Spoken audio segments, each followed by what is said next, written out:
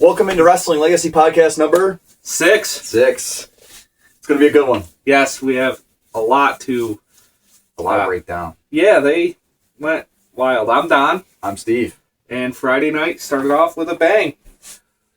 You know what? It's funny. We live videoed Friday, and I was like, kind of got into it. We hadn't done any live videos, and I was like, man, it's going to be hard to fill time of commercial breaks and that, and they kicked it off with the Randy and Mcafee thing, and I was like, wow, what a supercharge. Yes, so the voices in his head were Pat McAfee. They weren't himself. They weren't Vince. They weren't Vince. They weren't Dustin. We were off. I think, I don't know if anyone saw that coming. No. So, what do you think? What's your opinion? Well, I remember when Pat said a couple weeks ago that he felt like the business had passed him by and he was taking a step back. Thought that was weird. Never tied it in with this storyline. No, I completely agree. I was just like, I originally thought, that's BS. But he is extremely busy. Yes, he is. So I thought, okay, he's just too busy for wrestling right now. Never even relatively processed him being in a storyline for Mania. No, especially the storyline for Mania right now. Right? That with Punk and Roman. Yeah, I thought I liked the message almost. Yeah. I did. People, everybody I've talked to that used to watch wrestling that doesn't watch anymore, and I get it. People grow out of it. Yep. Always are like, oh, the Attitude Era, the early 2000s, that was the best. You're never going to get that again. First of all, because they can't put that on TV anymore. Yeah, you know what? People, I love nostalgia. You love nostalgia. But if you're so hung up in nostalgia, sometimes you miss another era. Yeah. And I think a lot of, we look at the early to mid 2000s now and we're like, man, that was so good. But maybe we didn't think of it that way when we were kids because we were getting off of Rock Austin and all that. And now, sitting in 2026, that Bloodline story, the Bloodline story for 4 years was amazing. Now that it's in the rear view, right? I'm like, embrace this. I do. I agree. I loved the message. I just thought it was the wrong guy. And I love McAfee. I know people hate McAfee out there. Yeah. That's not. We love him. I've always loved him. I don't know if he's the right guy for it, but we're here. He's the right mouth for it. Oh yeah, he can talk, talk. I guess I will wait and see where it goes. I think, but I think you turn fans off by having Pat McAfee be the voice. Not me. I heard a crazy story this morning. Oh boy. And it's completely fictional because I'm not buying into any of it. That there's going to be a faction of Randy, McAfee, Vince, and Ari Emanuel. TKO owner. Not a chance. And I was like, that's insane. Yes. So, I think we'll see where McAfee goes. He's coming back this Friday night. Yep. He'll be on. Like I said, I'm a huge fan. I think I love the message. I think you could have... I don't know how long they were planning this. It's hard to say, and I think that, it can be good. Let's see. For sure. I could be eating my words in 3 weeks. I hope I am. I actually, and like I said, I enjoyed it. I'm looking at it from wrestling fans out there, not me, myself. I try to, people are going to be mad no matter what. Yep. It could have been Vince McMahon and people would have been like, we couldn't get someone more relevant? What? Yeah. The wrestling fans are never happy. No. That's why I love them. Exactly. No, I think that in a context, the only thing that I do enjoy about it being McAfee is he has so many platforms that he talks on every day. Yep. That it's a good way for him to fire it in for 3 minutes and get back to work and it leads up to a whole week. Oh, and he's gonna have a huge role with it being tied into ESPN. Yeah. It's definitely good for business. That's the first thing I thought of when they signed with ESPN, because Pat does those 2 WrestleMania versions of his show. Mm-hmm. The week they do it at Mania, and he has every superstar on. And I was like, man, him going. So when Pat signed for his show at ESPN, and then WWE went to ESPN, I was like, something's coming, right? Yeah, for sure. I'm excited to see where it goes. It's just interesting to see Pat McAfee as a heel too. I guess. Cody's been getting his ass beat. Yes. So Cody, took an ass beating, and then he came back later. What a promo. Yes. What a promo. And the time, what made it even better? That he just randomly, interrupted the end of a tag match, get out of here. This is my ring. It was literally with 40 minutes to go on the show. Yeah. Didn't close it. I loved it. Yes. I loved it. I don't even care if it's I don't care if it's heel or face Cody. I don't care. He's fired up. He's fired up. Let it go. The fire me comment. Yeah. You know what? I think the funny part is, I think every person in the world, maybe I'm wrong, maybe this is just me, but I felt like when they got rid of Cody, when they did the Stardust thing and he was gone, I felt like that was one of the biggest fumbles ever. And he proved us right. Yeah. He proved us right. He was massive within 2 years on the Indies. Yes. And then he went to Japan and he built a company basically. Mm-hmm. Obviously not built it himself, but he was the face of a company that came off the ground. It's still going. It's popular. Yeah, it's still going. It's still doing well. So I just I love that comment. Yes, in the comments that he's, the little shot at Randy, he's hearing his voices in his head. That was a phenomenal promo. Came out pissed off right from the start, right to the end, dropped the mic, left. Perfect. Absolutely. I thought it was really, really good. That match. It's going to be so good. There's one part of this that nobody's going to talk about that I loved the most. What? Was that it was in St. Louis. Yep. Randy's hometown. Now, Randy, we just talked last week about how he's having 6, 7, 8 segments a show. Yeah. He's everywhere. I enjoyed that he had one segment, got in a truck and left in his hometown. Didn't give them anything more. He gave them one segment. Yeah. And was gone. Yes. His job is to make people hate him. And he's doing great. I mean, nobody's going to hate him just because he's been so long and everybody loves him. But he's so good at it.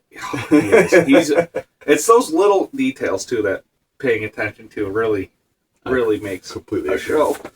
Great way to start off the show. Are you leaning either way now more than the other? For a winner. I almost think this completely... I'm at 50-50 right this second. I talked myself into both ways. I 3 weeks ago, I was 85-15 Randy. Oh. Yeah, I'm with you. I think it's close to a 50-50. I'm 55-45 Randy.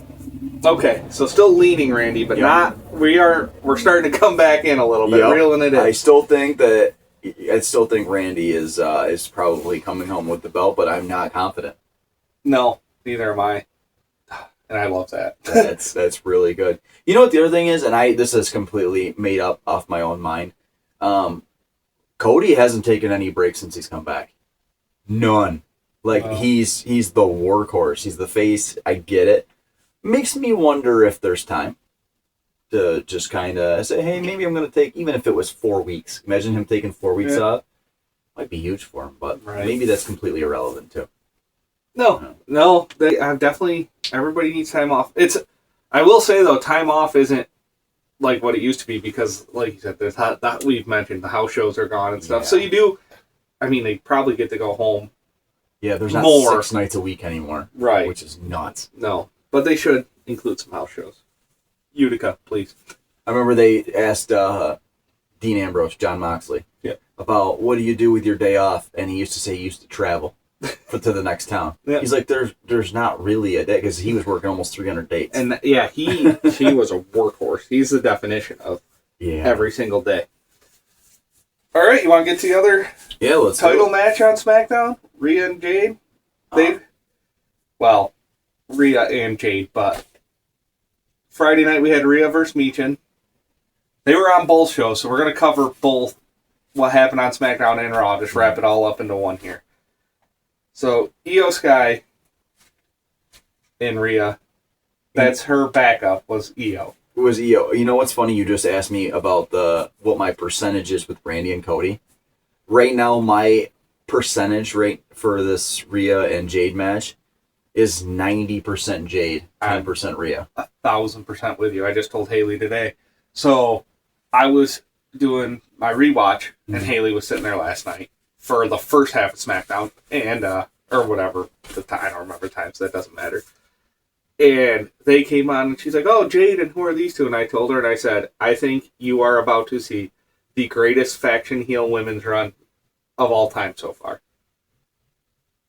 I think you're right. I can't. Not that I have a lot to compare it to, but it looks smooth.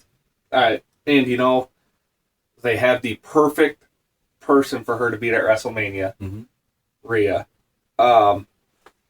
Io Sky, this whole thing with Io and her, okay, and then just to even off the B-Fab and Michin. But then you had the Asuka promo, which came before, like, they had an entrance, then they did an Asuka promo, and then Jade, B-Fab, and Michin came out. Wrestling right now is, I call it gorgeous. Like, it's in such a nice, clean storyline spot.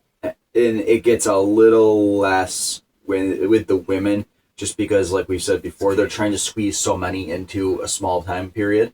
But as far as that faction goes, B-Fab and Michin elevate Jade, and Jade elevates B-Fab and Michin. Yes. So I think they'll become, like, solo stars. I'm not saying as big as the Shield, but, like, I think that will be the same effect. Yes, I definitely think that was a great move. I also was caught off guard. I don't want to say caught off guard. I guess they're trying to keep it even. So on Monday night, you had the tag match, and Io won by roll-up. And I was like, what do you think of that? I'm like, not that I guess maybe I'm just really looking too far into it. Okay. You don't have Rhea pin B-Fab or Michin, and you don't have them win over Io. I thought that was interesting. Just unless they're just trying to keep an even playing field, make it so going into WrestleMania, people think it's an even. I don't think it is. I think Jade wins. I don't even think it's close. For some, and I can't exactly put my finger on it, but I think, like you said, I think that the faction growing the way it has, and how good it has felt and looked to the fans, there's no way you're killing that now. No. Put the belt on them, and then put the tag belts on the other two. So that's what I was wondering. Let's do it. But then you got Asuka. What is up with it? Do you think that... I think Rhea might be taking time off. Yeah. I think she might lose and then be gone for a little bit. I know. You know, I watched the Asuka promo, but there was nothing that I really, like, took away from it for some reason. Right. I just kind of watched it, and I was like, Sometimes I watch stuff, and I'm like, I don't know where it's going. All right. So, I agree. I'm excited for that match. I don't know. I think we're about to witness history with those three. And I could be way off. And no, I think you're right. And I think I think Jade wins. I don't think she wins clean. I think that's the right way to do it. Yep. Completely agree. And then just roll with it. Yep. And then we'll get right into the women's tag team title chaos. Do we have to? It's every week there's a match between two of the teams. The third team that's not involved interferes, and that's just what we're doing until we get to Mania. You know what the crazy part is? What? I like all these teams. I just don't like this. The way they're building it. It's just literally, it's every week they have a 2-on-1, 2-on-2 tag team match. Yep. And whichever team is not involved comes in and interferes. Bailey and Lyra are gaining steam. I agree. I'm one of those people who, like, follows the clicks. Like, yep. I will go on WWE's page and I'll, like, look at the views and I'll dig through the likes and stuff. They're trending higher than anybody else as far as tag division. I kind of liked too that they put Lyra in a spot where she says they want to make up for Bailey getting robbed of WrestleMania last year. Mm-hmm. I think it's a good story to build off. There's only two. Well, maybe I'm just forgetting, but they're the only two cutting promos backstage every week too. They're doing every week, every Monday and Friday. Those two are getting interviewed. Doing the heavy lifting. Yeah, I think once. I mean, we had the party for Nia and Lash, which got interrupted. I think Charlotte and Alexa got interviewed once, and then every Monday, every Friday, Lyra and Bayley are on your TV. You know, it's funny you said that, because sometimes with this tag mess, mess is a perfect word. You and I will discuss what we're going to talk about. We don't talk about it in depth. We save that for the pod. But we'll discuss what we're going to talk about, and sometimes I mix up what I watched on SmackDown and what I watched on Raw with that scenario, the tag one. Yeah. Because it's almost the same. And I think almost get to WrestleMania. Mm-hmm. I think whoever wins, whichever way they go, and then just clean it up. Are you leaning anyone? Bayley and Lyra. But I mean, this week, neither show. I think Nikki must actually be hurt. Yeah, that's what they there said. Was zero appearance, zero talk of any of that. Two things. I think that they should retain. Okay. If you are going to let it go to Bayley and Lyra, but I think you're doing a disservice to Lash and Nia. Mm-hmm. Just because, like you said, they haven't got the shine. They're doing all the physical work every week. Mm-hmm. And Lash has a bright future. Mm-hmm. So I think, yeah. Maybe the Bellas can't go because Nikki's hurt and we get somebody else. Could be. I actually saw an interesting take on that I was going to bring up later. Not necessarily this match, but we'll get it. I got something for you that I wanted to ask you about. Bree's going to come out with Daniel Bryan, right? Yeah, sure. That would be something. You think he's coming? I mean, I know he's been... No. I'm sorry. Even if it's a long-term thing with Bree? I think Daniel Bryan's done. What about a Hall of Fame induction? Yes. That could happen. I can totally see next year John Cena, Daniel Bryan, Hall of Fame induction. That would be stacked. Because Daniel Bryan has retired. He's popped into AEW or indie match here and there, but he is done. He just catches me as the type of guy, that was like, yep, yeah. I did it. I'm good. Super good. Now he can sit there and he might be showing up every week with Bree, not doing nothing, but just one of the best in-ring guys ever. Yes, one of the best. I mean, you want us to talk about deep runs, getting over the Yes movement was insanity. I won't ever disagree. I think that's one of the greatest runs ever. Yeah. Then we have this little Aleister Black, Zelina Vega's with Black, and Cardona. Another week of it. Absolutely love Aleister Black collecting all these wins. Yes. And you know what? As much as Cardona broke his wrist or whatever's wrong with it, and got, with Randy, he's having his moments of shine too. They're not just burying him. He is looks good while losing. You know what? We thought we were building up to the great Sami Zayn heel bust, right? He was throwing the fit backstage, and I was thinking about it, and I was watching, and I was like, maybe I'm wrong, but I feel like we're building up towards the Matt Cardona bust. Yeah, and you know what? Join Black. I'm ready.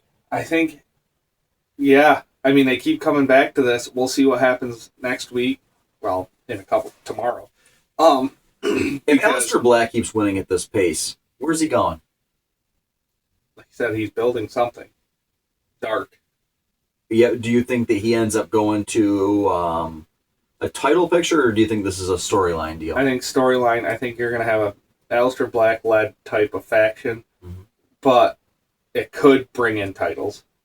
You could, but I don't think it's in the next month or two title. Soon. It'd be cool if he got Cardona, and then Rhea loses and gets into a depression, and he brings Rhea in, and hey, let's do this right. Yeah, that could work. They can call me and I'll write it up. His character it's interesting. I love perfect. It. Yeah, it's perfect. And you know what? I was such a a weird game when it didn't work the first time because it was so good at NXT. I'm like, well, what are we doing? And now they're, not the worst idea. Shelf it for a year or two, let it, and then bring it back and hope. And it has definitely resonated with people much better. But they didn't really dive into it. It was a good match. Absolutely. They went back and forth. Black wins, and that was the end.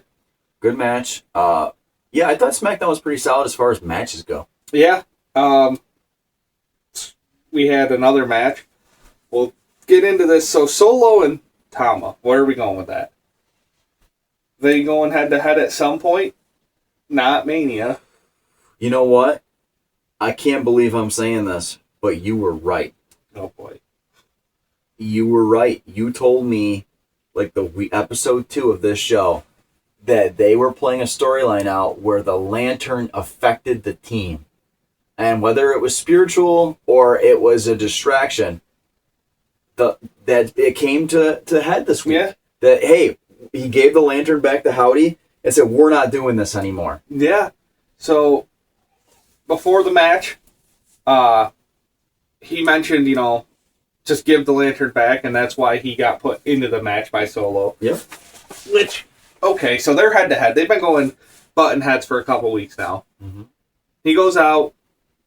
Solo tried to interfere, and he wouldn't let him. Which, he was going to hit him with a lantern. That doesn't, maybe Stone Cold will come out after he hears Glass Shatter. Yeah, I think you're getting Tama and Solo at some point. Right? Tama and Solo. Or does he just... I don't know. Or does he just leave and go with Nakamura, who wasn't there again this week? That is... You know what? That's a messy situation. That's a lot like the women's thing. Just because I don't know if we have an actual direction. Because then they went backstage and they talked, and he was like, we got rid of the lantern, now we just got to work our way back to the top. And Solo agreed with him, was like, we're going to take out the Wyatts, and then we'll move on. But then he stopped when he was walking away, paused, and stared back at Tama like, so, are we... And then, they haven't announced that at Mania. Is that going to be Friday night, maybe? They haven't done anything with it. No.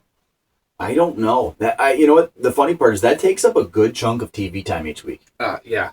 Like, they do a match, there's 50 people involved, there's like 2 promos, and it's like, Yeah. okay, like, what if we're taking this much time on it, what are we doing with it? Right.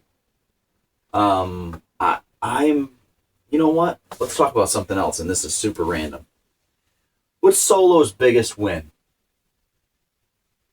Ever? Yeah. Well, after he took over, do you have one on top of your head? Well, I think I'm losing my mind. But I saw some comments on Facebook, the whole Mandela effect. I thought Solo beat John Cena at WrestleMania. Turns out it was Crown Jewel. Okay. I don't know why I thought it was WrestleMania, and apparently 50,000 other people thought it was WrestleMania too, and I was picturing it in my head, and it was outdoors, and it was like the vision I have of it. But how did we get Solo from beating John Cena and facing Roman Reigns, and just a great storyline into this? And honestly, so Haley was watching with me last night during my rewatch, and she's like, she does not watch wrestling. So she's like, I like that very perspective. straightforward, is like, saw them and was just like, what is this? And I said, she's like, why is this? She didn't know about the lantern. First thing she says, like, is this wannabe Wyatt's carrying around a lantern? I said, well, and I explained it a little bit. She's like, oh, okay. I don't like it. I was like, well, it seems like it's dragging on at this point. I think it could have been something good, but you had some pieces there. Yeah. I would have liked to have seen a tag run with Howdy and Rowan. Still might, once they clear out of this. Mm-hmm. If, let's say, the Wyatts come out of this on top, and then MFTs do split up, and you get Solo and Tama going head-to-head, give a little Wyatt action. I don't know, though. I will say one thing. There's a lot of good pieces of the puzzle in the MFT group. A lot. There is talent aplenty in that group. But they're just standing there. Yes. So that is a stacked group. Yeah, I agree. And this shouldn't even be a competition. I hate to say that. Well, right. It shouldn't even be a thing. That I feel like this is like if you built a team of Taker, Kane, and Big Show versus Tajiri, Sin Cara. I feel like it's at that level. And they're not playing it off like it is. No, it's the Lantern. The power of Bray. I love Bray Wyatt, but this has got to stop. I agree. Sadly. And I usually like storylines like this. Yeah. That's usually my thing. Yep, I agree. All right, we'll move on to, they had a short little Fatu promo. There was no, him and Drew weren't there. Him and Drew got the promo that was like the pre-cut promo. Yeah. Full 30 seconds. I like that. Let those guys rest, man. Yeah, for sure. They both took a night off, a week off.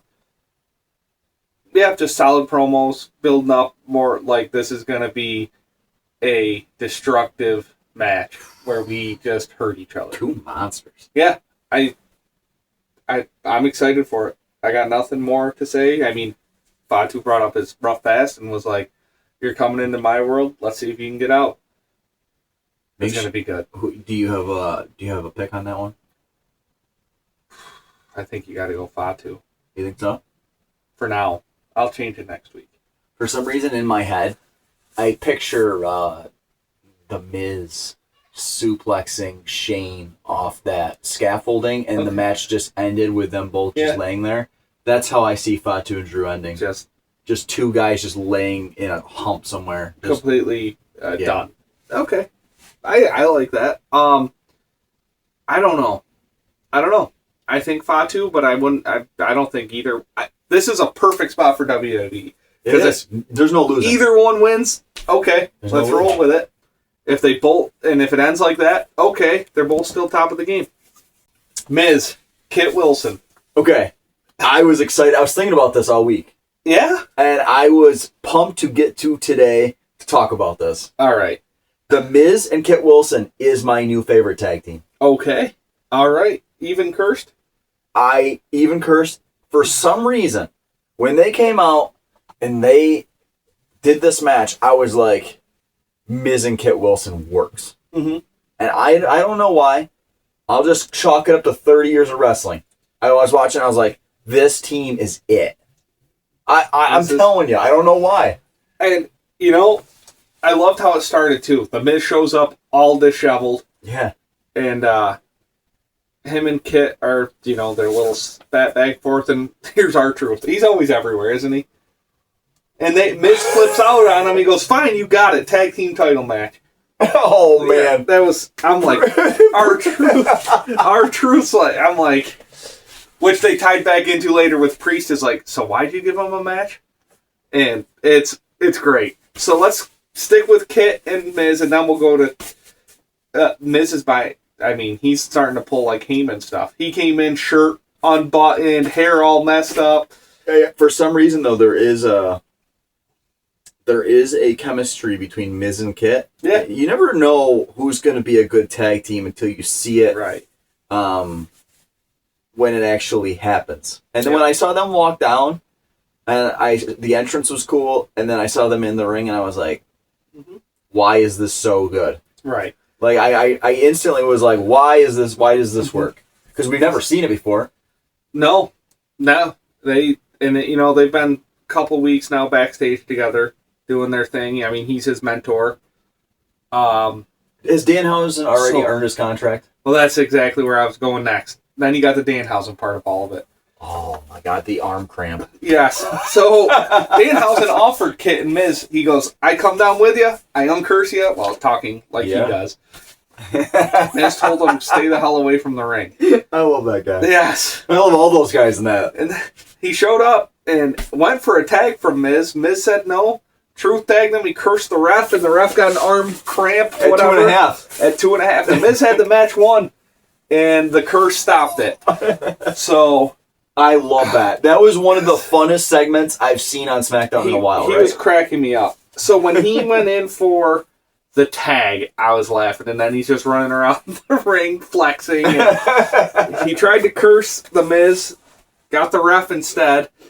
That was awesome. And on the other side of it, Truth and Priest, I like it.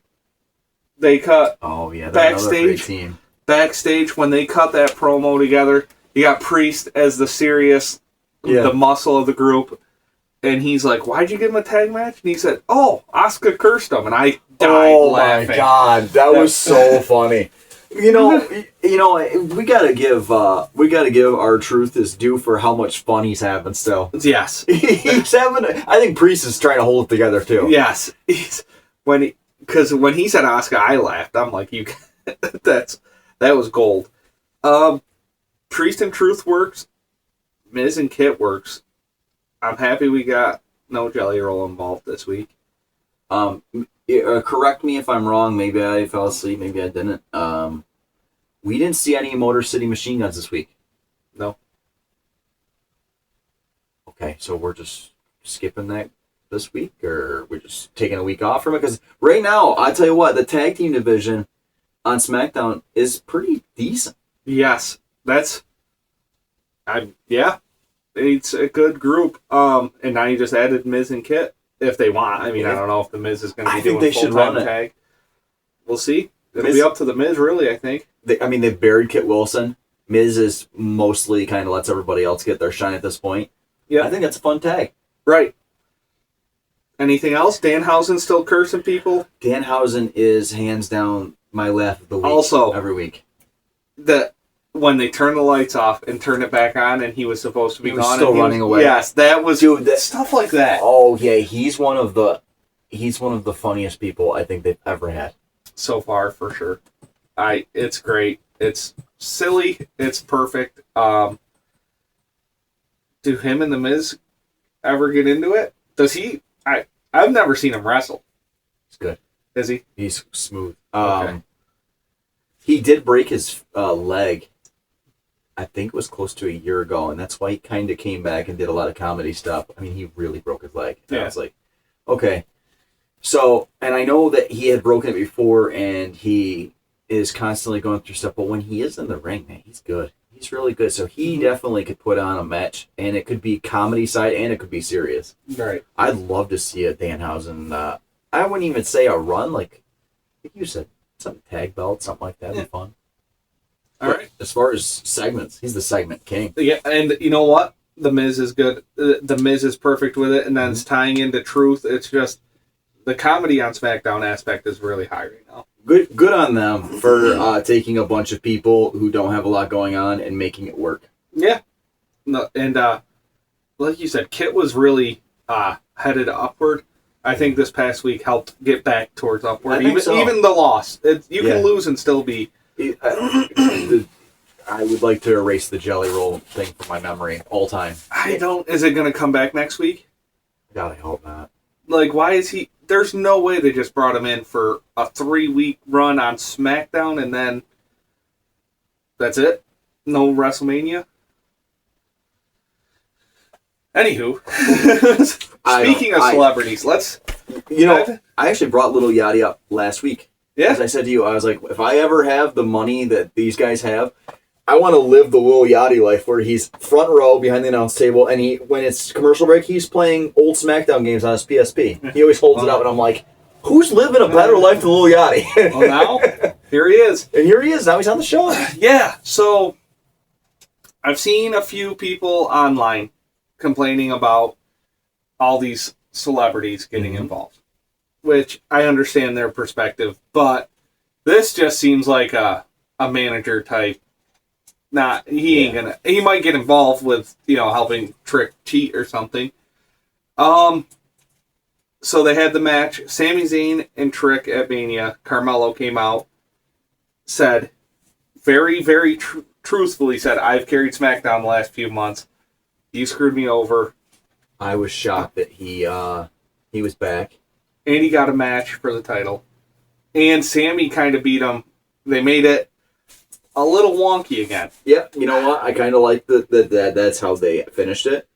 Just because, two questions. Yeah. One, they really played off Hayes' knee. Do you think he's now going to be off for a few weeks? I think so. Okay. I saw, because the way it ended with the ref again, I didn't know if they were going to try to do this next week and then try to give us a triple threat. Do you think there's any possibility of that? No. Okay. Nope. I agree. I just thought, okay, Hayes was saying if Trick didn't get involved last week, you wouldn't have won. Then this week, the ref checking him out, Sami Zayn hits him with his hula kick and then pins him, and it's like, okay, so now is Carmelo going to build off that, or is he going to go out with the knee injury? I'm going to pay Trick Williams the greatest compliment of all time. They stood in the ring, and Trick stood there, and they decided that they were going to fight for the title to see who fought Trick Williams at WrestleMania. Yeah. Trick is not the champion. Right. They are going to fight for the championship to see who fought Trick Williams. The only person I've ever seen two people fight to see who faces that guy is The Undertaker at WrestleMania. Yeah. This is massive. Trick Williams has not done anything on the main roster yet. And he is larger than life.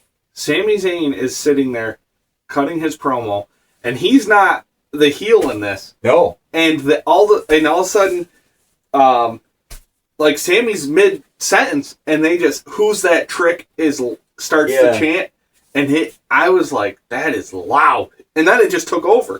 Sammy stopped talking because it went. He's over. I don't know if we've ever seen anything this quick. No, he's got to win. I don't know, dude. I think that's... If you have him lose, what do you do? What direction do you go? You can't have him lose. I agree. You can't have Sammy lose either. Oh. That's why... So, it's funny you said it that way. Because in my head, that's why I kind of thought there's a chance of a triple threat, because then one of them pins Hayes and then neither loses. Okay. But I don't know, man. I think Sammy loses. I think that's the kind of guy. His mind. Oh, maybe he started to get it back this week. If he loses, he's gonna lose his mind. Maybe they do dive back into that. Maybe that's how you get it really cooking. I don't know. You know what? That's a great storyline. It's a lot of fun. I like everyone involved. I think Trick Williams, like you said, his trajectory right now is close to as straight up as it can. You know what's funny? Because the thing about him is, I think the reason it works so well is I when I watch him, I don't feel like he's playing a character. He's just Trick Williams. Yeah. And I think that's what's so over with the fans is like he just says stuff and he just laughs about it and then he just goes on his way. Yep. He he used about 55 different ginger jokes, whether it's ginger snap, ginger rail. He's hilarious. Yep. And usually the celebrities, I'm like, but Lil Yachty just sat there just like pump. You did a great job building him, not making it about Lil Yachty. It was about Trick. I thought that was but he's been a big wrestling fan, so yeah, he gets it. So you got Lil Yachty. Yep. You got Jelly Roll. Possibly, yep. Pat McAfee. Yep. That's it right now, right? Nope, there's one more. Celebrity? Mm-hmm. Well, I wasn't gonna. Yes, ISO Speed.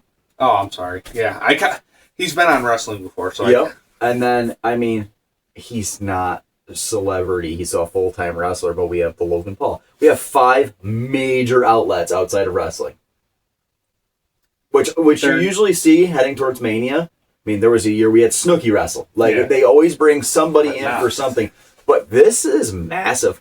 I'm wondering if the tie with ESPN and stuff is they're trying to really, really, really, really push this. I think so. And it's a smart move. Like, maybe you don't like wrestling, but you like Jelly Roll, and you're like, I like country music, but let's turn on and see what Jelly Roll's doing at WrestleMania. And you know what?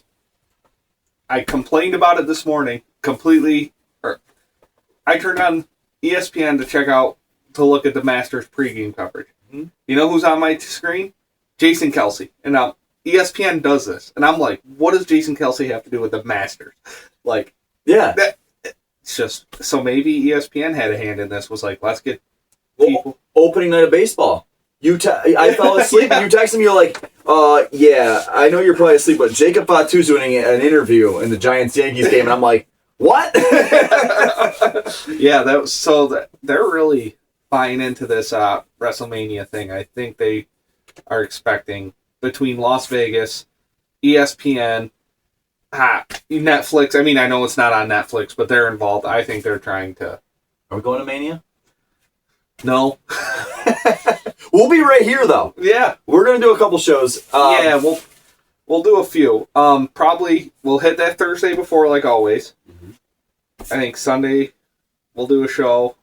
Whether we're still deciding whether we'll do live or after. Yep. And then we'll hit another one after Raw after Mania. I love it. Yeah, I don't know if we'll make it to Mania. That might be a stretch, but I'll tell you what. I mean, there is a guy who did address the ticket prices this week. Yes, we're gonna get into it very, very soon. Absolutely love that. Hey, Monday Night Raw. Yes, the ticket price man, plus a lot of others. Wow. CM Punk went full Pipe bomb too. Kind of. I think it was close to the same level. He went off. I think that was due. Yes, we've had a lot of just physical altercations between the two. This is when Punk's at his best. 100%. I love the dog food reference. The Baron Corbin Roman Reigns dog food match. I think that we just took that match to the moon. Yep. So that was one of my favorite promos. I'll say in recent memory, because I don't remember any nearly that good recently. I would dare to say ever one of the better promos you'll see. I agree. Yeah? Yeah, I was when it ended, I felt like I had experienced something like special. Yes, we took shots at The Rock. We took shots at Vince. We took shots at McAfee. We took shots at Orton. We went after TKO. Oh, yeah. Lower the ticket prices. So, yes, Punk came off of it from the average person side of it, which was great. He bought right into it. They were chanting, OTC when he first started, and he, gave it back to the fans. He didn't even give them a second. I love the comment on how because Roman, you said, has got 4 movies coming up. Yeah. And Punk dove right in and was like, at least The Rock is a Hollywood superstar. And then he went back and said was, which, those slight digs, yeah. I loved it. What, those names that were brought up, a lot of names, a lot of people. Relevant to the future or just a great promo? Just a great promo. I loved... So, when Punk left WWE, it was very clear he did not get along with Vince. Mm-hmm. He brought that... He just tells... I mean, we don't know what's going on backstage. We have no clue what those two went through. Conversations, contracts, whatever. But it feels like he literally said, I wasn't going to let that weird old man control what I did, so I left. He had F.U. money. Yeah. I'll tell you what, that's one of the craziest promos maybe ever to be cut. When you really look back at it, I think if we look back on this after Mania, you look at it and you go... did you find it weird that Punk sat there and ripped everyone and the Usos didn't do anything? Yes. The Usos were just... It's funny. So last week, we talked about it, and we said, yep, the Usos and the Vision, that's done. Usos are jumping in with Roman. Then this week, they don't show up for Punk, and they're back in the tag, which we'll get into, and it's like, huh. And complete 360 of where we thought it was going. Mm-hmm. I don't like it. I think the Usos should be involved in this, but... Yeah. What is the deal? I mean, it's up next anyway. What is the deal with that? 6-man tag. Right. So, horrible booking. In my opinion. I love it. Great. You love the booking? No, I love that you said it's horrible booking. Oh, yeah, no, I don't like it. I would have... It's horrendous. Yep, I think... Okay, so you got to get iShow Speed involved. Mm-hmm. Him and LA Knight have been going at it. Probably don't want him going one-on-one. Okay, so now you throw them in with the Vision and the Usos. Unless maybe something crazy happens that we don't know about. I don't know. You don't like it. It's my least favorite match on the card. Strictly from a booking standpoint. Yes, and it has an absolute amazing amount of talent in it. I mean, we're talking Jey Uso just came off World Heavyweight Championship. LA Knight, everyone thinks he should have the World Heavyweight Championship. Austin Theory has looked phenomenal. And he's just going to be one of those guys that's solid for WWE for years. And Logan Paul is so good. And if you want to go, I mean, from a celebrity standpoint, I show Speed's definitely athletic. Mm-hmm. He's definitely willing to buy in. We had LA Knight show up to his house on his stream live. That was awesome. Threw him into his own TV set. I don't know. I just think I thought they were done with this. So you're not going to defend the tag titles at Mania at all. At least, obviously, the Raw ones. I don't see. And then who wins? I think the Vision. It doesn't matter. I think you have to. Who knows? Maybe the Vision wins. Maybe Punk wins, and we're seeing the Bloodline fall apart. I don't think so. I was very worried that when this was formulating on TV that Adam Pearce was going to come out and make it a 6-man tag for WrestleMania. And, yeah, we mentioned it 2 or 3 weeks ago. And I was like, and you said it, and I was like, no, we're not doing that. We're doing it. It just was interesting because for when we first started, episode 1, 2, when we first started, mm-hmm. the Usos were involved with the Vision, and LA Knight just kept popping up. Yeah. And it was like, why? What we're like forcing a square into a round peg. Mm-hmm. That's what it felt like. It was like, this guy's going to be involved in this storyline. And it doesn't, I don't know. Maybe they're going to shock us and do something crazy. I do think, forget storyline, forget booking. If you want to put 6 men in a ring that can make a great match, this has the potential to be a great match. Absolutely. Just doesn't make sense. It doesn't make sense. It's a great match. You know, the only other thing I can try to squeeze out of this, maybe it's completely irrelevant, is this happens on night 1 and we leave. Well, we know Roman and Punk is. Did you look at the schedule? They got it up. I was gonna say if we can figure out if this triple threat match is on night 1. Yep. Maybe we have some sort of time to do something with Roman and the Bloodline. Maybe that's the plan. Maybe that's why they're in such an insignificant spot. That's me trying to be positive about it because the match just doesn't make sense. Yep, so on Saturday, yeah. It is on Saturday? It's on ESPN2, the 6-man tag match, and then Fatu and Drew are going to be in the first 2 matches. Well, there you go. And then you go...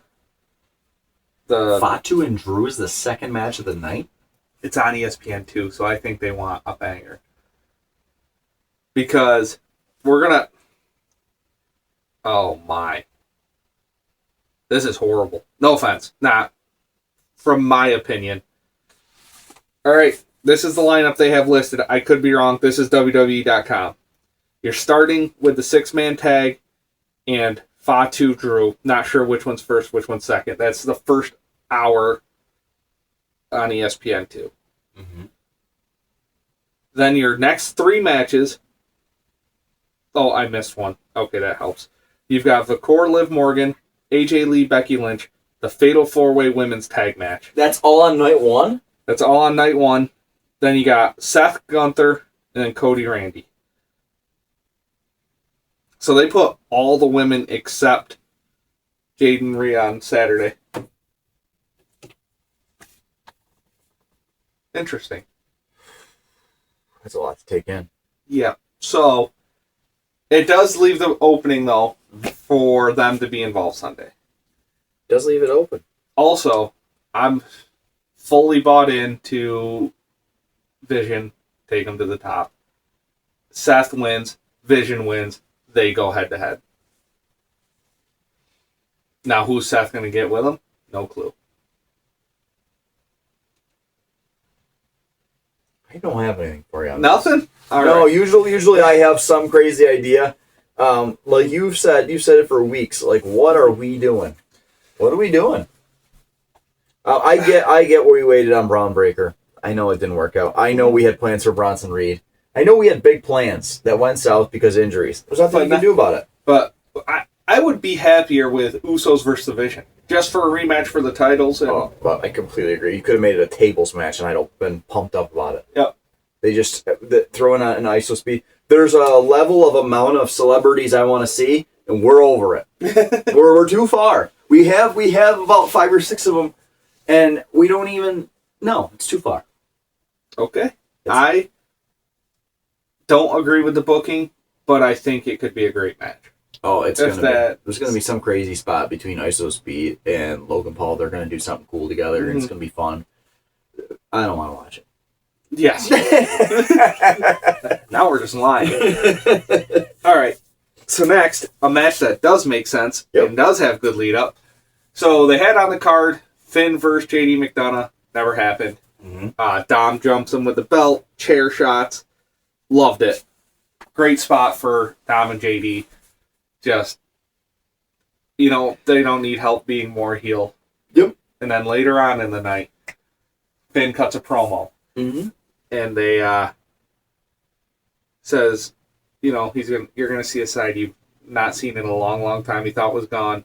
It's the demon. They started the face paint. Like it? Don't like it? I don't know if you remember this. This was before the podcast. We started the podcast. I kept telling you from like July on, so we're talking close to a year now. Every time they would do a Judgment Day vignette in the back, there would be like a Demon Finn Balor lunchbox in the back, or there'd be a Demon Finn Balor shadow, and they kept like ever so slightly, and no matter, because they always had those like Judgment Day little, what do they call it, the Judgment Day hangout or whatever. They're playing video games. And every week there was like a different Demon Finn Balor, some product in a weird spot in each of the promos. And I said to you, I was like, it's coming. I don't know when, but it's coming. Like everything they do is on purpose. Yep. And here we are. What a build-up. Oh, yeah. I actually love it. Yes, this is going to be incredible. In ring, it's going to be incredible. Mm-hmm. Finn and Dom, you can take Judgment Day to the moon. You can take... I don't know. Who wins? Balor wins, but I think it only elevates Dom. Yeah, it's going to be like top tier. Mm-hmm. Tell you what, there are a few people in the company that in the beginning of their career have lost as much as Dominic Mysterio, and it has just built and built and built him. He's a machine. Yeah. It's funny. It's funny when you think about it, too. We've been thinking about him losing. Like, in your head, you picture him taking the falls. But yet again, he was walking around with 2 belts for all this time. Yeah. He's a genius. Yeah. They've done, I don't think you could do wrong with him at this point. Nope. I love where that's at. They did great leading up to it. Going to be great at Mania. So Sunday's loaded. Yeah. Sunday will be loaded. You go? Yes, I would love to. If they listen to CM Punk and drop ticket prices and the main event's not horrible like Roman's first 8, like he said. Yeah, and also we're not lazy. We're 2,000 miles away from Vegas. 2,300 miles away from Vegas. So it's not exactly get in the car and drive 100 miles an hour. If it was in Ohio, we would have just went. Or if it was in Pennsylvania, or if it was anywhere in the Northeast, because we went to The one in New York we drove was only 5 hours for us. Yeah, that wasn't bad at all. And actually, we just looked. Ticket prices aren't bad for Vegas right now. No, and the New Orleans ones were cheap. You know what? I got laughing. I got to tell this story quick. Yep. Great story. They originally booked this for New Orleans, the WrestleMania thing. Yeah. And I don't know why they went back to Vegas. I don't know. Did you ever find out? Okay. I didn't. But there was a thing right around that time that the crime rate in New Orleans was the highest in the country. And I thought, okay, well, maybe, there's a big part of it is, like, it's going to be a tourist attraction, and we just came out that New Orleans has the highest crime rates in the country. Maybe it just doesn't play right. And my wife was like, oh, you think it's that bad there? And I was like, no. I mean, I didn't really experience anything. And then I was like, sitting there, I was like, Don got robbed at the airport. Yep. Never mind. Awful place. Yes. So we bought the collector's cups at WrestleMania 34. And we were in the airport at about 4 a.m. in New Orleans. And we had not slept for three-ish days. Yeah, we'd been up since we left. We hadn't slept. We didn't get a hotel. Yep. And so we got to the airport. Don sat down with all of our stuff, and his wife went to the bathroom one way, and I went to the bathroom the other way. And when we came back, he was asleep. And I was like, hey, where's our collector stuff? And you're like... And the funny part is there was nobody in the airport. No. It was empty. The airport was empty. So whoever walked by and was like, boop, boop, boop. Joke's on you. They're in my cabinet. No. So, I'm sitting there trying to defend New Orleans, and I'm like, that got robbed in New Orleans, and he didn't even know it. No, awful. Great Mania, though. Oh, we had so much fun. That was, I'll tell you what, I never thought I'd go to a WrestleMania. We went to a WrestleMania. It's so worth it if you can make it happen once. Forget the matches, just the aura was crazy. Yes, the energy in the building, the entrances, the pyro, the lights, the music. It's just all...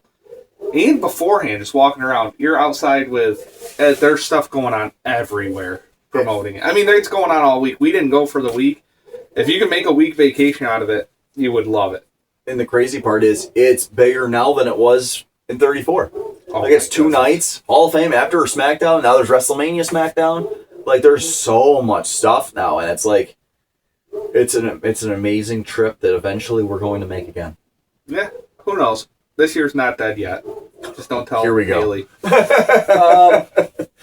All right, back to the next segment. You had AJ and Cole sit down for an interview, and before we get into AJ and Becky, so Becky made a quick comment. She's like, oh, not only the worst announcer here, but you've been the worst announcer for 29 years. And it made me think, we need to give Michael Cole a shout out.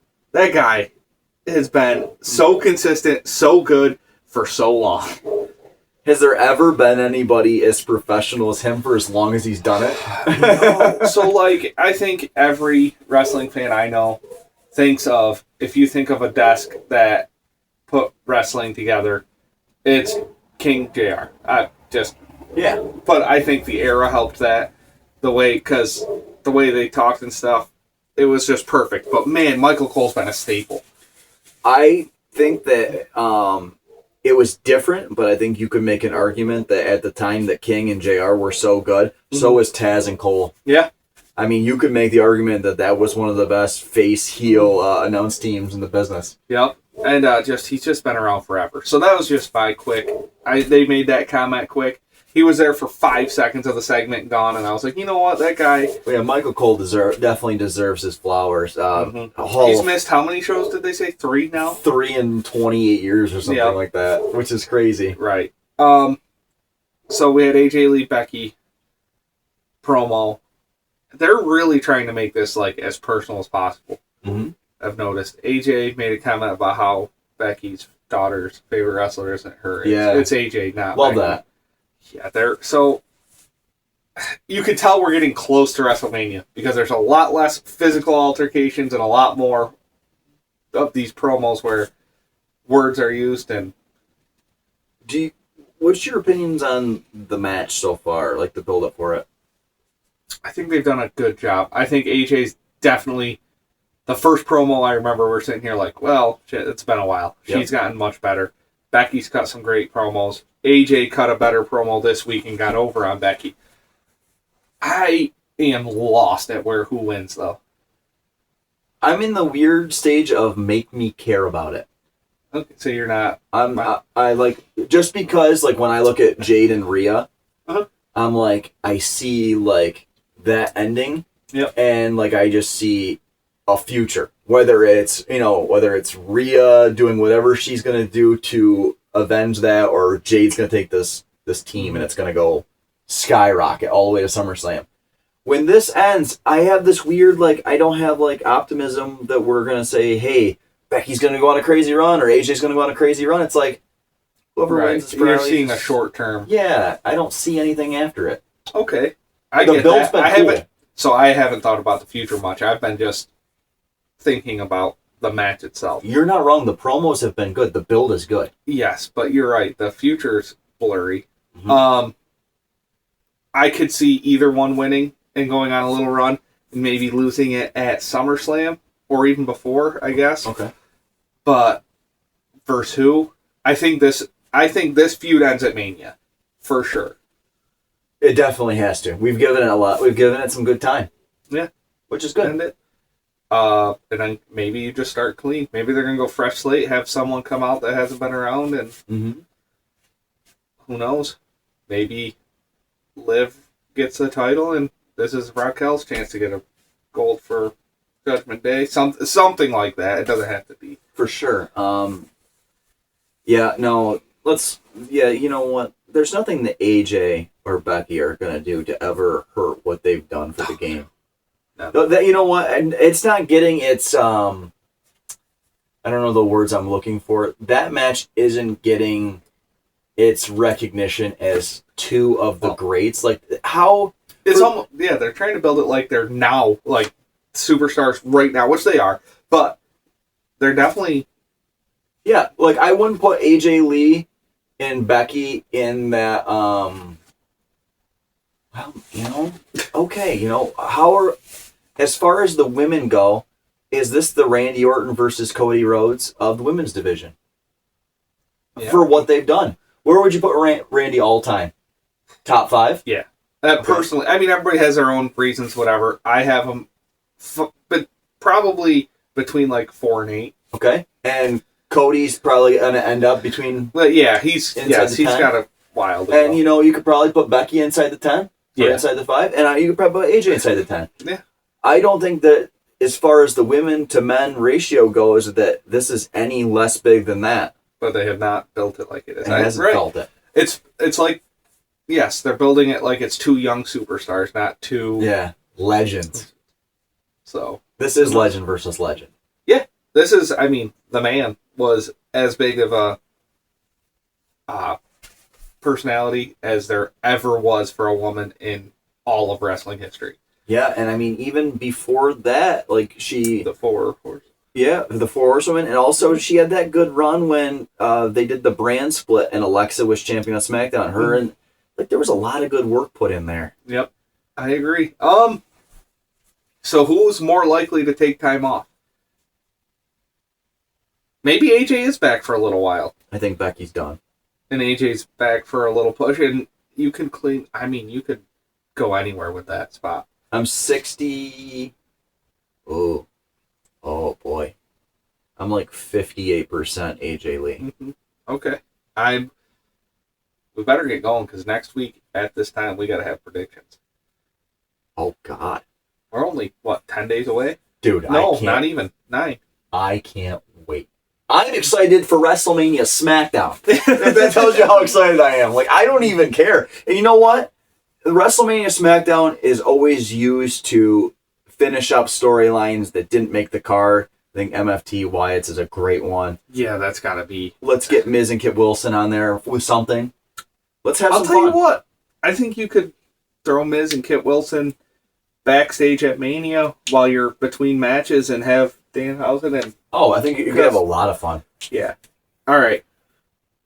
So, speaking of, we didn't have many violent attacks or anything. Liv was talking to Roxanne. Okay, so you saw it.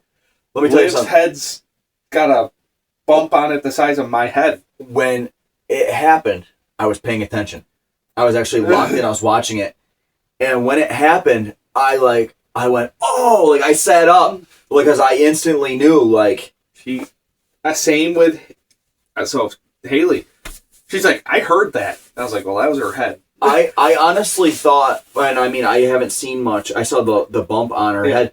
I honestly thought it broke Roxanne's nose. Because her forehead nose, you heard it, and I was like, that's bad. Yep. That's really bad. Yeah, so that's why we do vocal promos leading into WrestleMania. I liked it, though. Forget that if there's an injury, if hopefully nothing serious that causes, changes. But yeah, I think we're okay. Strictly from, I like the idea. Let's just, she jumps her from behind, boom, move on. It made Stephanie look like a badass. Yeah. It helped that storyline, because that storyline's been kind of in the balance. Yeah, last week it picked up, was it last week or 2 weeks ago, they had a pretty good bump. Yep. And then this was good. Yeah, just violence. That's what we want. Sign me up. I was a little worried about her head. So. Yeah, that was brutal.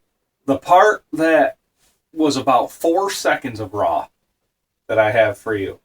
Okay. They just cut to this promo with like 8 chairs. There were 7 women and 1 guy like dancing on the chairs. They stopped dancing and then they just cut it off. You telling me that wasn't the Spirit Squad? I'm in. I saw that.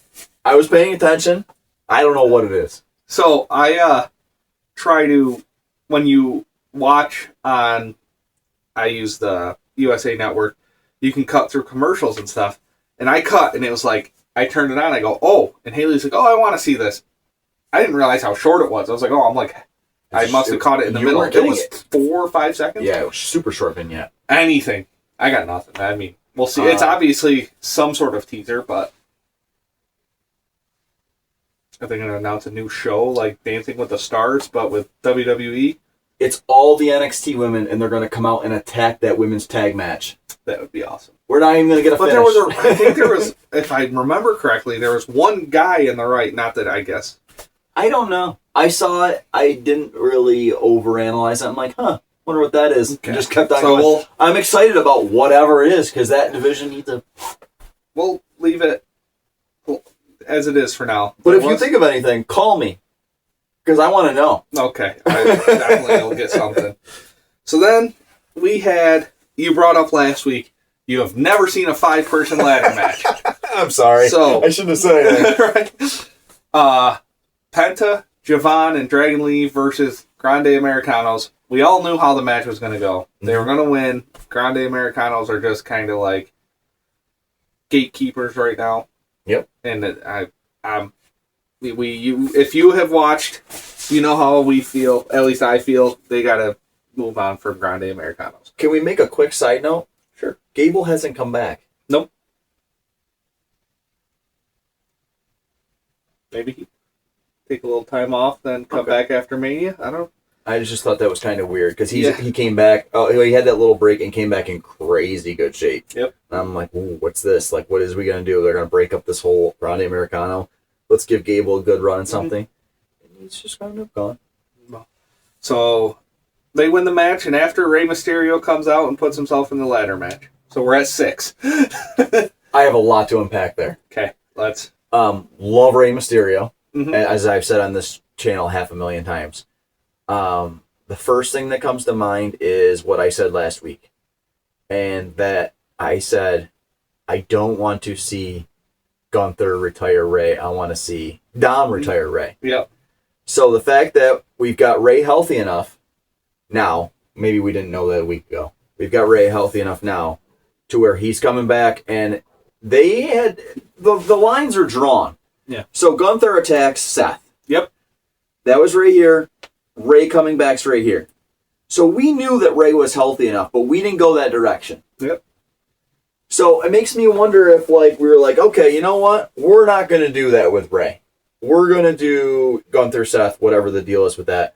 But we're going to do, we're going to put Rey in the ladder match, which made me really think obviously Rey doesn't have a ton of miles left. But maybe they decided that Gunther wasn't the right guy to do it, and I'm glad because I told you last week he's not the right guy to do it. No. It doesn't make sense. And JD's in the match, so it ties into Dom a little bit. I love that. Yeah, and they brought it up in that promo right before Liv the Core. JD brought it up that his deadbeat dad is in the match now, and Dom was like, don't worry about it, blah, blah, blah. So, maybe. That would be, I agree. Dom is the guy to do it. You sold me on it. Rey Mysterio wins, and we have Rey Mysterio versus Dom at SummerSlam. You know what? I can't even say that. We can't take the belt off Penta. No, you cannot. I think Dom might cost. No, because Dom's got his own match. He could still come out. Yeah, but I don't think there's any scenario in the next 3.3 months that we take Penta's belt away from him. I think it would have to be something spectacular. It'd be SummerSlam. It'd be. I tell you what, though, this match has got greatness written all over it. In-ring match-wise, ladder match with Ray, Penta, Rusev, Javon, Dragon Lee. Maybe it is, and you skipped over this part. That is the match that you should put on ESPN to draw people in. I think that's on Sunday. It's one of the first ones. That match should 100% be on normal TV. Because if somebody flips by and sees that, they're going to go, we got to watch this. I don't know what this is. First hour of ESPN is that and Oba Brock. What? So that makes sense. Who's drawing bigger numbers than Brock? Finally, something right. Love that for ESPN. So love that for us because that match is going to have a million spots to talk about. Yeah. There's going to be people flying all over the place. They're going to have wings, and it's going to be nuts. Yes, that match is going to be great. So do you want to talk? Yeah. Seth Gunther, Oba, Lesnar. Let's do Oba Lesnar since we just brought it up. Yep. Destruction. That's all we're getting every week. You got Triple H again. He came out and it did nothing. It's funny. So we're watching, and I'm like, Haley, they're going crazy. They got the security guards. This is the point where they've split them up for a second, and I'm like, I can't believe Triple H is involved with this. Like they said he's done, and I looked, and he's just standing in the corner, and I'm like, that checks out. It checks out. Yeah. I'm happy for him that he's getting some on-screen time, and he's not getting. We don't want to see anybody die. No, Especially that guy. He means too much, and he cares too much. I think. Yeah. So Lesnar, Oba, they have built to perfection with the way they have these two. It's as good as it gets. It is, as Paul Heyman said, the real main event. You said something on the front. Let me take a look here just so I have... I don't remember which one it was, but you said something about how we're keeping it so nobody has the upper hand. Mm-hmm. And it kind of leveled that out this week. I do find it interesting, unless we'll know Monday. If Brock doesn't get the upper hand once in this build-up, you should be very worried going into Mania. You should be twitching. I'm not. Give me Oba. And the other thing is, if we're having Oba win, which is the right move, I'm 96% Oba, 4% Brock. Okay. I don't think that they would be dumb enough to do it at this point in Brock's career. Like, he ain't 40. He ain't 40. He ain't 45. He's almost 50. Right. It doesn't make any sense for him to smash the business. No. But I actually, this is the last time you'll ever hear me say this, I think Oba should squash match him 2 minutes. I think we take that star and we just go. Like, and it doesn't have to be like squash.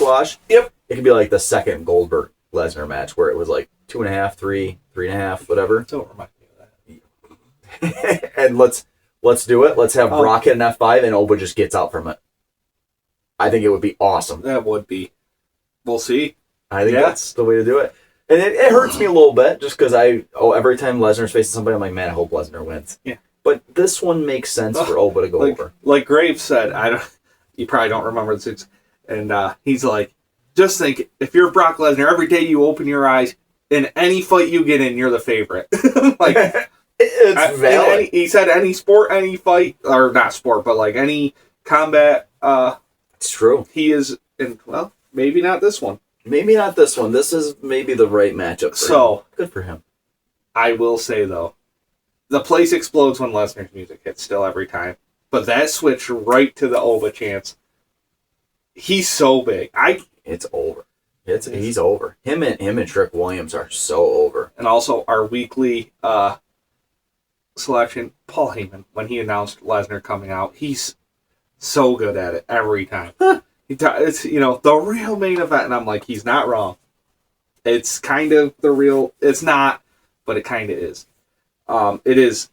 I can't believe it's going to be on at 6:30 p.m. though on ESPN. Why?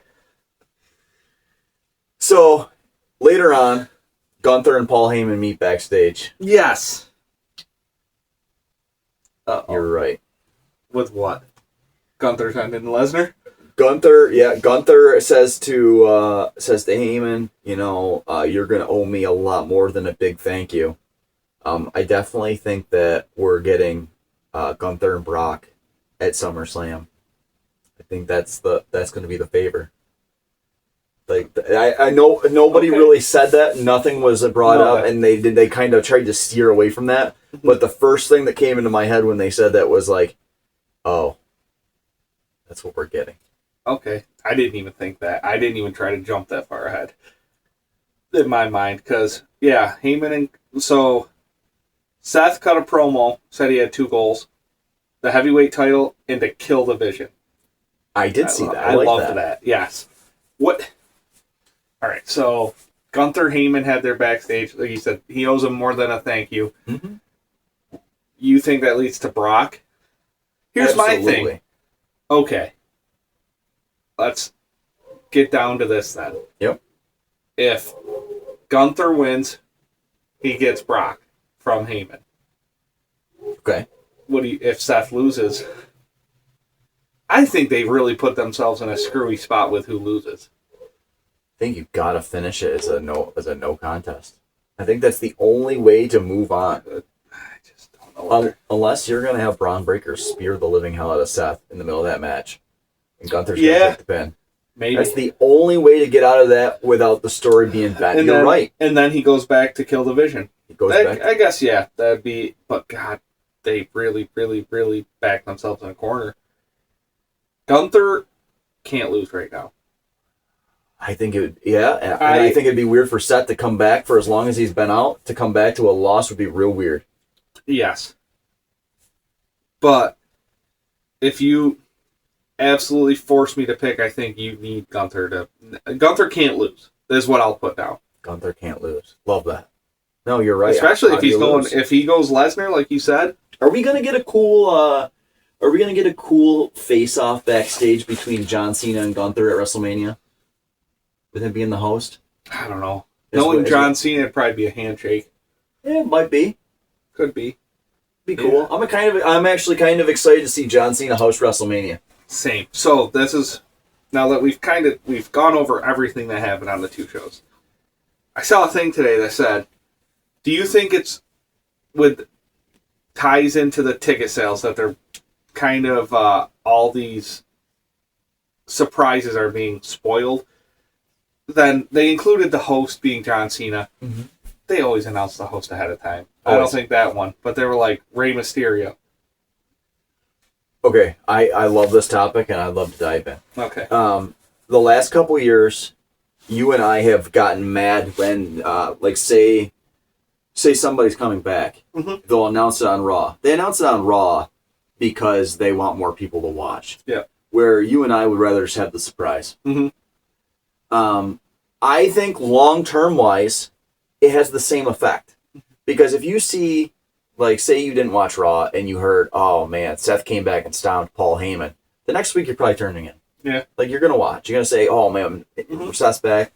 Where if Seth's going to be there, you're going to watch. But I don't think it really changes a ton. I don't think it changes a ton. And it's better to leave it as a surprise. Yeah. Surprises are missing So, right now. That was the big one, was why not leave that spot for Ray open and then he just shows up at WrestleMania? Because they might have booed him.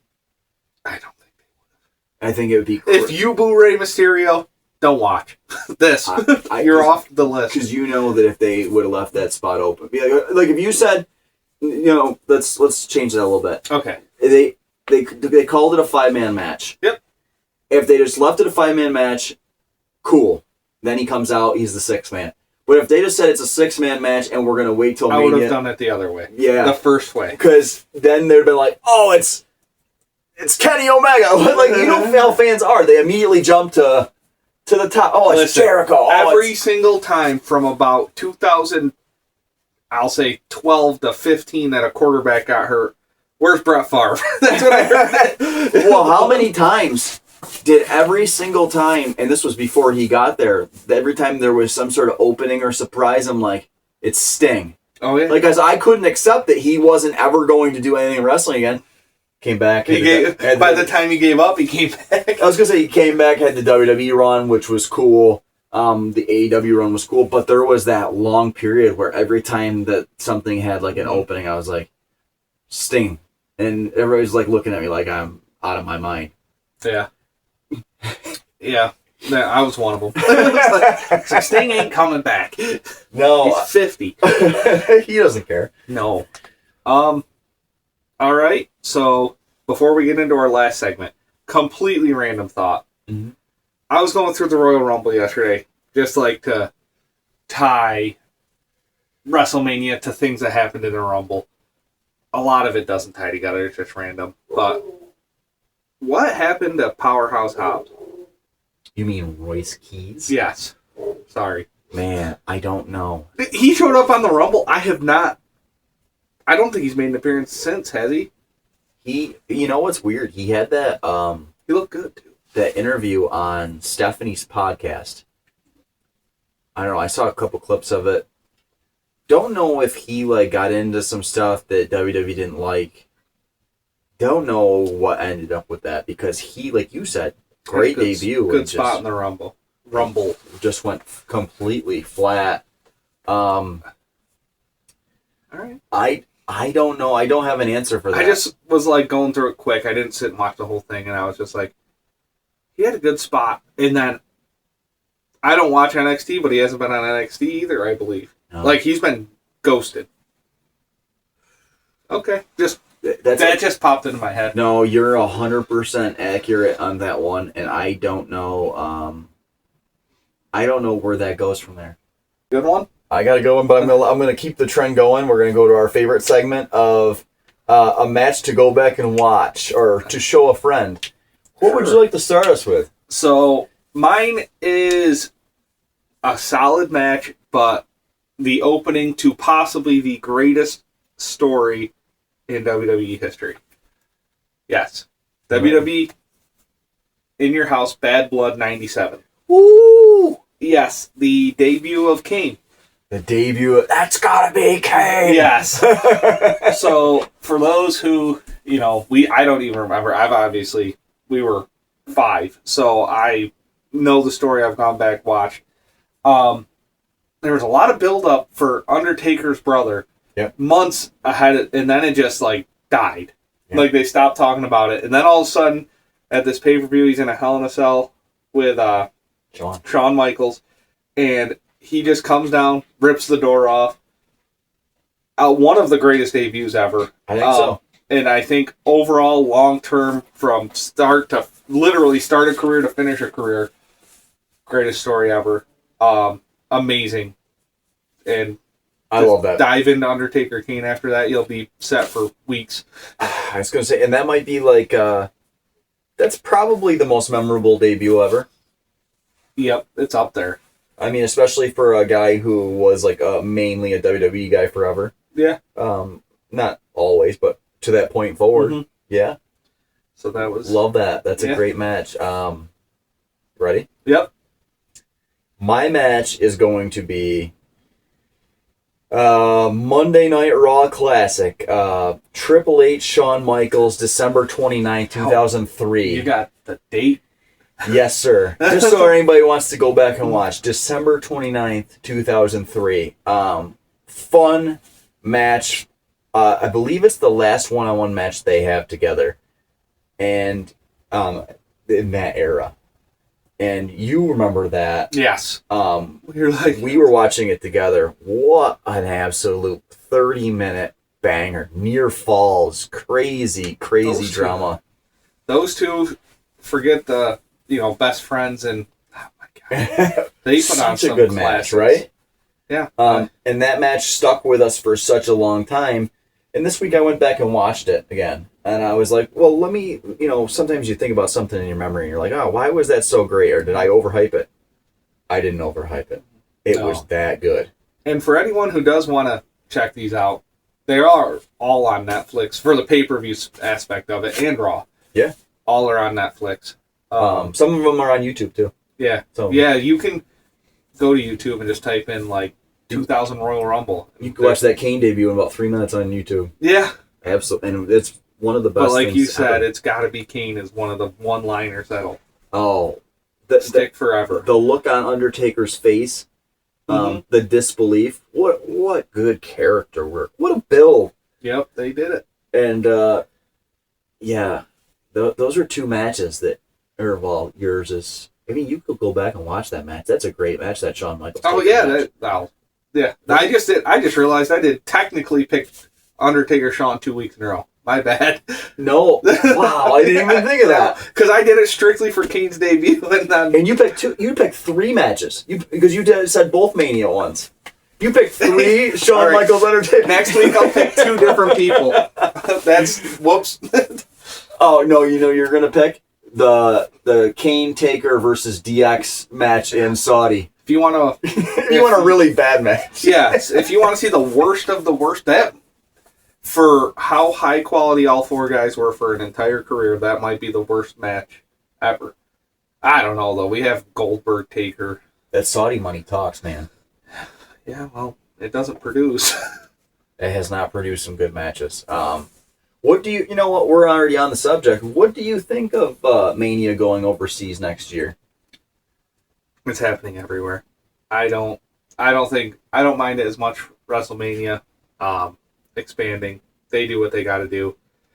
I actually looked today. So I was looking at I don't even remember what I was looking at. How to watch WWE. The amount of countries that this is streaming in. I mean, business-wise, it makes sense. I understand that the Middle East over there has a ton of money, too. I wouldn't go, but they got to go to a country. I felt like the UK got screwed. So here's the thing, is the Middle East countries, when they go, the crowd energy isn't there. No, it's not. And the arenas aren't built for wrestling. No. I do think that they, like you said, the money's there. Mm-hmm. They could put on a great show. We've both always agreed that the crowd energy and the way they react is an extremely important part of the show that gets overlooked a lot. And now they have some of those shows when they're in these countries. France. Oh my goodness, the crowds are electric. They're acting like their head's on fire every time anything happens, which is great. Just not so much, in Saudi but. Well, that's why I thought that, they've been doing the UK tour the longest, mm-hmm. other than the United States. Mm-hmm. So I felt like the UK deserved Mania before anybody else did. I felt like if you were going to take it somewhere, unless you count Toronto. Yeah, not really. You know what? I'm going to do one more match. Okay. And I never do this. We're going to break the rules today. If you were told me, you don't even have to have the volume on. That's how good this is. If you told me to show somebody one match to turn them into a wrestling fan, the greatest match with crowd all time is Rock Hogan, WrestleMania 18. Yeah. There's nothing better than it. The Rock went in as the face, Hogan was the heel, and about a quarter of the way through it, Hogan was the face, and Rock was the heel.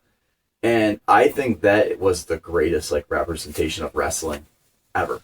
Like when you think about like what the psyche that goes into wrestling, like there's nothing better than that. I know we don't ever do 2 matches. Nope. But and also we're getting a Hulk Hogan documentary.